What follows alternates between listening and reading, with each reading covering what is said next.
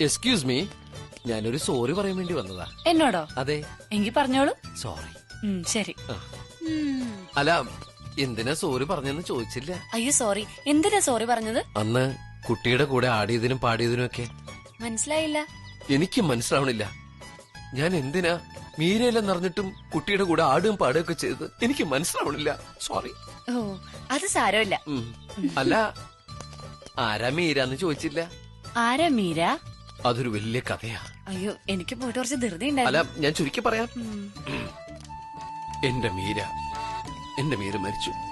പക്ഷെ അതേ രൂപത്തിലുള്ള കുട്ടിയെ കണ്ടപ്പോ എന്റെ മീര തിരിച്ചു വന്നു ഒരു നിമിഷം ഞാൻ ചിന്തിച്ചുപോയി.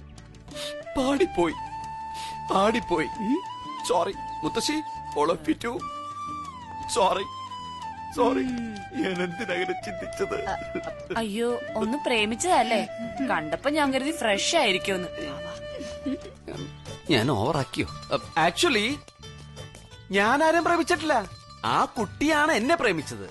ഐ മീൻ, ഒരു വൺ വേ ലവ് ആയിരുന്നു. ആണോ? ആ, ഞാൻ ഫ്രഷ് ആണ്.